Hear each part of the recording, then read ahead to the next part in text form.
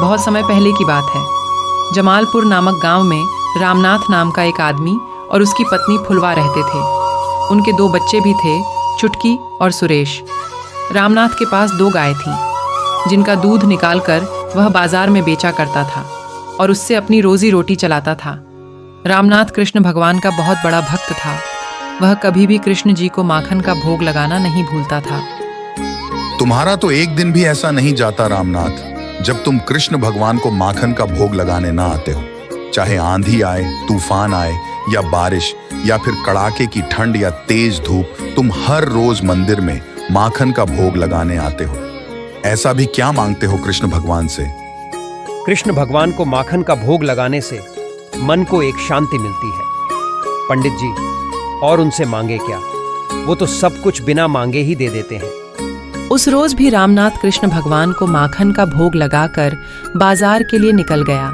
फिर तेज धूप में पसीने से तरबतर होकर घर आकर उसने अपनी पत्नी को खाना लगाने को कहा।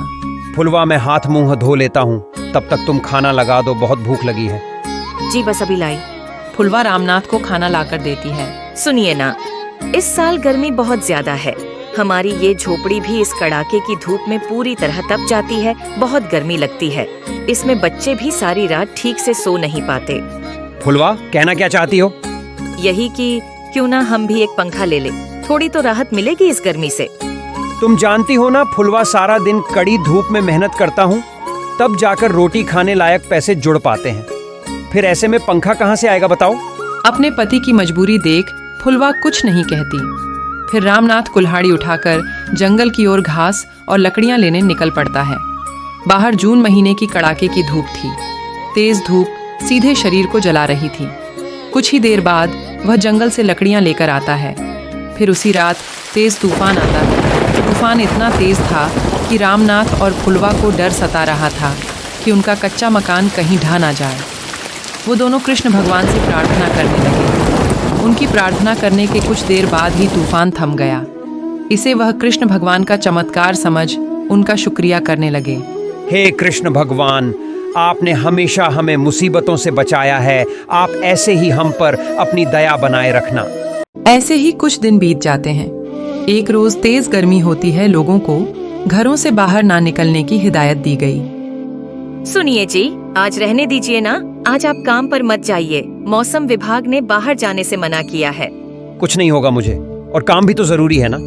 रामनाथ उस रोज भी काम पर निकल जाता है, लेकिन भीषण गर्मी के कारण कोई दूध लेने नहीं आया। सारा बाजार और गांव सुनसान पड़ा था। फिर रामनाथ मंदिर जाकर कृष्ण जी को भोग लगाकर घर लौट रहा था तो लू लगने के कारण वह बेहोश हो गया।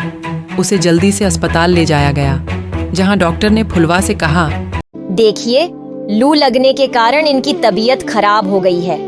अभी तो मैंने ग्लूकोज चढ़ा दिया है, लेकिन आपको इनको गर्मी से बचाना होगा। हो सके तो इनको ऐसी की हवा में रखिए, तभी ये जल्दी ठीक हो पाएंगे। फुलवा को कुछ समझ नहीं आता। वह रामनाथ को लेकर घर आ जाती है। फिर चुटकी और सुरेश कृष्ण जी की तस्वीर के आगे प्रार्थना करते हैं और कहते हैं, हमारे बाबा को ठीक कर दो ना कृष्ण भगवान जी। डॉक्टर अंकल ने कहा है उनके लिए एसी लाने के लिए, लेकिन हमारे पास इतने पैसे नहीं हैं कि हम एसी ला पाएं। कुछ देर बाद उनके घर के बाहर एक आदमी आता है। फुलवा उनसे पूछती है, जी आप कौन? जी नमस्ते, हम वृंदावन से जीतो इनाम की तरफ से आए हैं। कुछ दिनों पहले रामनाथ ने हमसे एक लॉटरी खरीदी थी जिसका इनाम घोषित हुआ है, और इनाम में उन्होंने यह एसी जीता है। एसी? वो भी बिना बिजली के? अच्छा ठीक है, आप अंदर आइए। कृष्ण जी उस एसी को लगा देते हैं, जिससे बहुत ही ठंडी हवा आती है। आपका बहुत बहुत शुक्रिया। आप क्या लेंगे? गर्मी बहुत है, ऐसे में ठंडा दूध मिल जाए तो और भला क्या चाहिए। जी आप रुकिए, मैं अभी आई। फुलवा जल्दी से उनके लिए दूध का गिलास लेकर आती है। अंदर कमरा कुछ ही देर में बहुत ठंडा हो गया था। फिर कृष्ण जी ने रामनाथ के सिर पर हाथ रखा। एसी की हवा और कृष्ण जी के आशीर्वाद से रामनाथ पूरी तरह ठीक हो गया। फिर फुलवा ने उसे सारी बात बताई। रामनाथ को समझते देर नहीं लगी कि वह और कोई नहीं बल्कि स्वयं लड्डू गोपाल जी है। मैं जानता हूँ ये आप ही है कृष्ण भगवान जी। आप मेरी मदद के लिए आए हैं। फिर कृष्ण भगवान अपने असली रूप में आ जाते हैं।